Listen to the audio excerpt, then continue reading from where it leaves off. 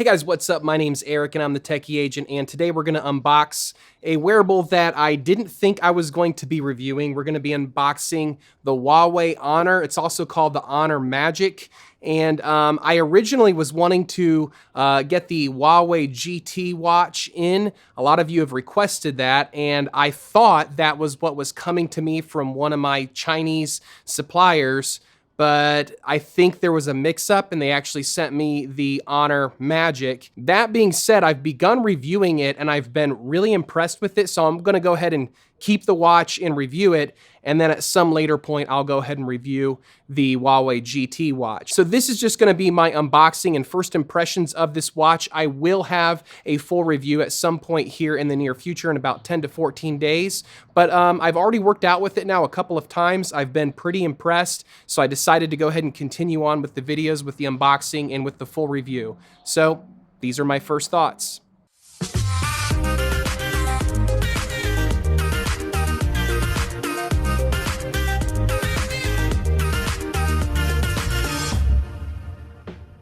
Right out of the box, I was pleasantly surprised to find an attractive looking sporty smartwatch. You're gonna get a glass display with a metal front, plastic backing where the optical heart rate sensor sits. The watch overall is just under 10 millimeters in thickness, so it's not gonna sit on top of your wrist and really protrude off of your wrist really far. You do have two buttons on the side of the watch in order to go through different menus and things like that, but the watch itself is a touch screen. On the back of the watch, you'll notice that you have two LED lights, two read sensors for those lights, and then you'll have two metal pins on the far sides, and those little metal pins are where the cradle connects to charge. Now, speaking of the cradle, it is powered through a USB-C port, so I really like that feature.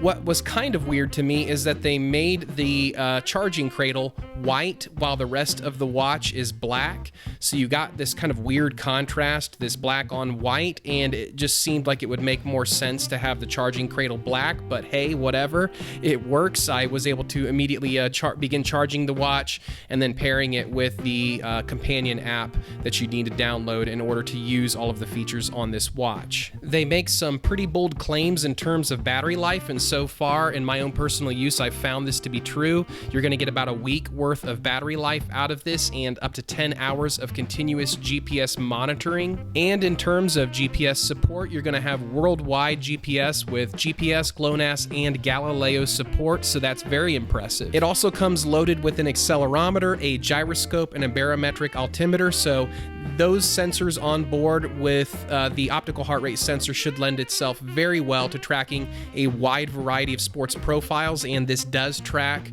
a lot of different sports profiles right out of the box.